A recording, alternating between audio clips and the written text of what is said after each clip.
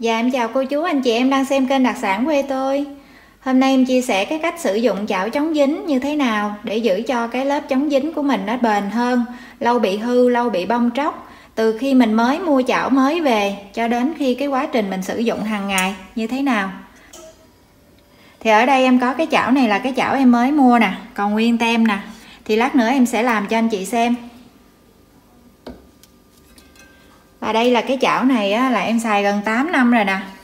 Hôm trước á, em làm em quay cái video bánh xèo đó thì có rất là nhiều chị em thích cái chảo và hỏi cái chảo nhiều lắm. Nhưng mà cái chảo này thì thực ra là em xài lâu lắm luôn rồi. Mẹ em mua lúc mà con em mới có hơn 1 tuổi. Bây giờ con em 9 tuổi rồi. Đó. Nó vẫn còn như thế này. Nói chung là chảo chống dính mà mình xài như vậy là bền lắm rồi ha. Và một lát nữa em sẽ chia sẻ với anh chị là cái cách làm sao, lý do vì sao mà cái chảo của mình nó thường hay gặp cái tình trạng như vậy.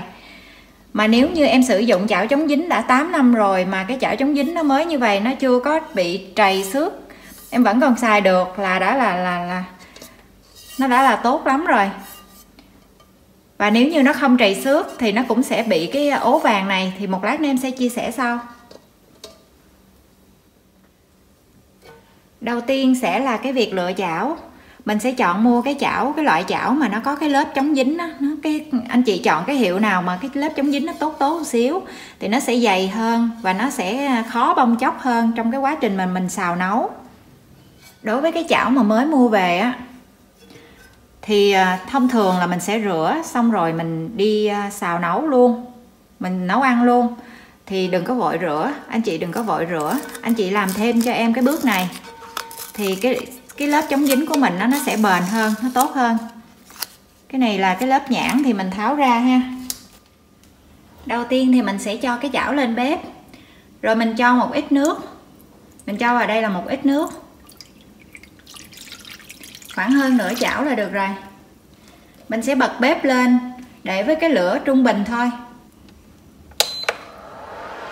Mình để lửa trung bình cho đến khi mình thấy nước bắt đầu nó sôi nhẹ lăn tăn như vậy nè. Mình không có để cho nó sôi cao quá ha, không có để cho quá nóng cái chảo. Vì cái chảo mình là cái chảo mới đó, cho nên mình không có để cho nó nóng quá. Và mình chỉ thấy nó hơi bắt đầu sôi nhẹ li ti như vậy thì bắt đầu mình sẽ lắc cái chảo cho nước nó đều hết cái chảo nè. Rồi mình để thêm khoảng 1 phút. Sau đó thì mình sẽ tắt bếp. Mình sẽ tắt bếp rồi mình đem đổ bỏ nước này. Rồi sau khi mà mình đổ bỏ cái nước sôi á thì mình sẽ để cho cái chảo nó thật là nguội. Sau đó thì mình sẽ lau cái chảo cho khô. Cái chảo em thì đổ cái là nó hết sạch nước luôn rồi ha. Mình sẽ lau cái chảo cho thật là khô. Nhớ là anh chị nhớ là để cho nó nguội ha. Tiếp theo em sẽ cho vào đây một tí xíu dầu ăn. Rồi mình dùng cái giấy ăn nè. Cái này nó to quá em sẽ xé nhỏ ra. Em lấy một ít thôi. Tại vì nó dày đó. Mình cần một tí xíu thôi để mình quét cái dầu nè. Đó, mình thấm cái dầu này, mình lau đều hết. Mình lau đều hết cái mặt chảo nè, cái bề mặt chảo nè, mình lau vòng lên trên luôn.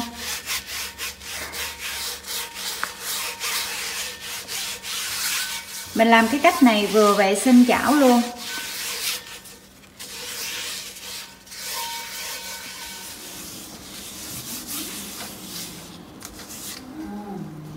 Đây anh chị xem nè. Nếu mà chà sát mạnh một tí xíu á là mình thấy nó đen như vậy nè. Đó. Cho nên nếu mà mình không có dùng dầu để mình vệ sinh thì mình rửa bằng nước hay bằng xà bông á thì không bao giờ cái chảo mình nó sạch được hết á. Mình làm cái cách này á, vừa là để vệ sinh chảo nè. Đó, ghê chưa? Nếu mà rửa xà bông thì làm sao mà sạch được. Tiếp theo thì mình sẽ bắt cái chảo lên bếp trở lại. Và mình bật bếp với cái lửa thật là nhỏ, nhỏ xíu luôn ha. Mình không có để cho cái chảo quá nóng ha. Mình để trên bếp một tí xíu thì mình cảm thấy là ở trong cái chảo của mình nó bắt đầu nó hơi nóng rồi nè. Nó hơi nóng nhẹ. Vì mình để cái lửa rất là nhỏ cho nên là nó không có nóng nhiều. Và mình chạm nhẹ như vậy, mình cảm thấy là nó hơi nóng mà mình chịu được. Đó, thì mình sẽ lấy cái chảo xuống, mình tắt bếp. Rồi mình đợi cho cái chảo nó nguội hẳn. Nguội là nguội tự nhiên ha, nguội không phải là mình nhúng nước ha, mình để cho nó nguội tự nhiên. Lúc này thì cái chảo của mình nó vẫn còn dầu nè, đó. Đó, nó vẫn còn bám dầu nè. Nhưng mà mình sẽ lặp lại cái thao tác này thêm vài lần nữa. Em cũng sẽ cho trở lại vào đây một tí xíu dầu. Mình cho thêm cái dầu này là để cho nó đủ để nó thấm vào trong cái miếng giấy nè. Đó, anh chị thấy là cái giấy trắng ha. Rồi mình thấm cái dầu nè. Mình lại xoa thêm lần nữa.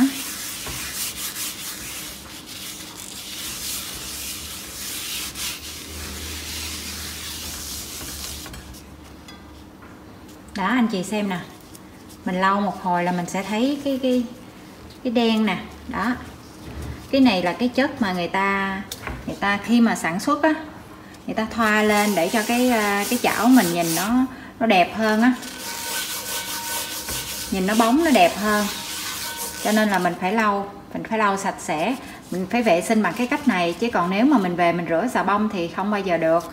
Cũng như là mình làm cái cách này giống như nãy giờ em chia sẻ đó, là mình thoa dầu, mình đặt lên bếp như vậy cũng làm cho cái lớp chống dính của mình á nó bền hơn nữa. Đó.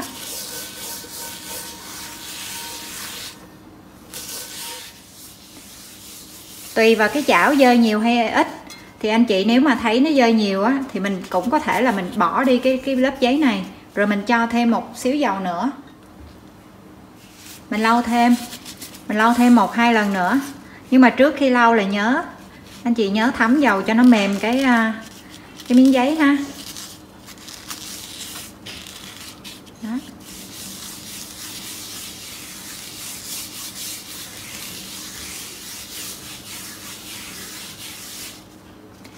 Mình thấy nó sạch bớt rồi thì mình sẽ tiếp tục mình bắt lên bếp và mình để lửa nhỏ giống như cái thao tác lúc nãy mà em làm, và mình sẽ lặp đi lặp lại cái động tác này thêm 2-3 lần nữa giùm em. Thì như vậy á, cái chảo của mình nó sẽ rất là an toàn, mà nó sẽ giữ được cái độ bền nữa. Mình vừa vệ sinh sạch sẽ cái chảo mà mình vừa giữ được cái độ bền cho cái chảo nữa. Rồi tiếp theo em sẽ chia sẻ cái cách sử dụng chảo hàng ngày như thế nào để giữ cho cái chảo của mình nó bền hơn, nó lâu hư nè. Một cái điều rất là quan trọng luôn mà kể cả nhân viên bán hàng gia dụng cũng chưa bao giờ nói với mình cái điều này, làm sao để không có bị cái vết vàng này. Thì trong cái quá trình sử dụng em tự rút ra được là mình thấy tại sao cái chảo mình sử dụng. Bây giờ mình nhìn nè, em nhìn là tại sao xung quanh đây nó không có bị vàng, mà tại sao ở chỗ này nó bị vàng. Đó. Thì đây là cái chảo mà em đã thử sử dụng theo một cái cách em nghĩ, và nó không có bị cái vết vàng nè, không bị vết vàng ở giữa. Anh chị có thể nhìn xem, đây không phải là cái chảo mới. Đây nó cũng có vài cái vết rồi nè, cái vết mình sử dụng nó cũ rồi nè. Đó, nó vệt đó. Tại vì cái chảo chống dính đó, mình xài nếu mà không kỹ, không cẩn thận á, khi mà nó tróc lên những cái vết chày xước á, rồi mình tiếc. Tất nhiên nếu mà cái chảo mới mua á, mà nó bị trầy xước vài vết á, mà mình bỏ đi á, thì mình sẽ tiếc. Vì cái chảo chống dính thật ra thì nó cũng ít khi rẻ lắm. Đó. Thì nếu mà mình cứ tiếc mình để mình nấu ăn á, thì nó sẽ thật sự là cái men này nè, cái chất chống dính này nè, khi mà nó va vào trong cái thức ăn á, thì nó không có tốt cho sức khỏe. Đó. Thì ở nhà em á, là em dùng bếp điện. Đó. Thì trong cái quá trình cái bếp điện thì anh chị biết rồi đó, cái bếp điện thì nó sẽ nóng ở dưới cái lồng. Nóng ở dưới cái lồng, nó không có lửa, nó không có lên xung quanh.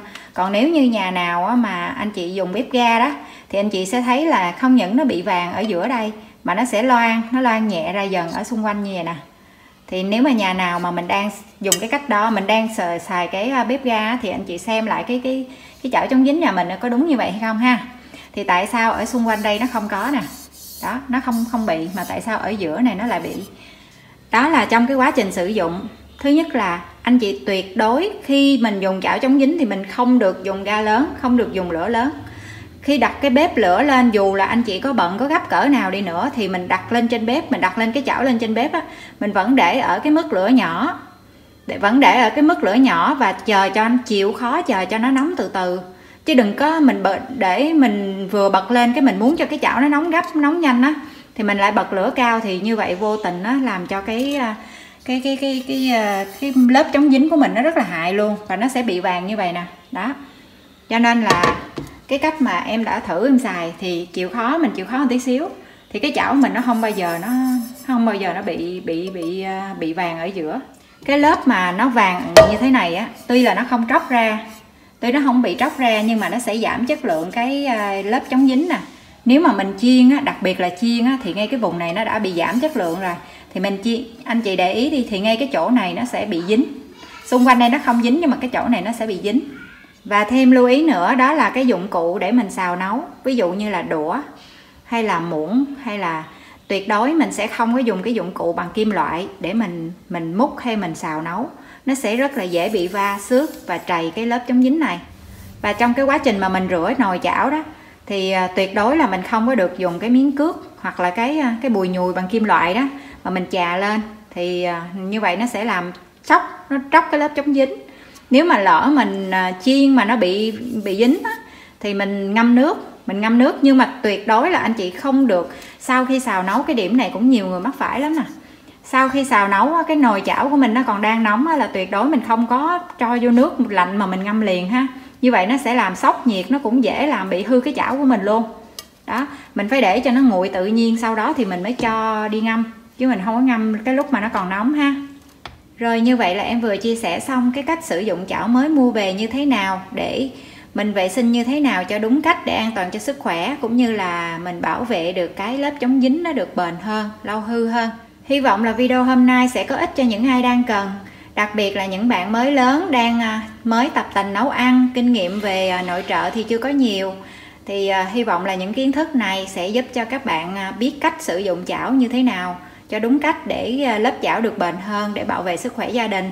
Cảm ơn cô chú, anh chị và các bạn đã xem hết video. Nếu thích video thì nhớ tặng cho em một like và một nút đăng ký kênh, cũng như là chia sẻ cho bạn bè và người thân của mình cùng xem luôn cho vui. Và nếu như ai có góp ý gì hay có ý kiến gì hay hơn thì hãy để lại bình luận bên dưới để góp ý chia sẻ với mọi người. Em cảm ơn rất là nhiều. Bây giờ thì xin chào và hẹn gặp lại ở video tiếp theo.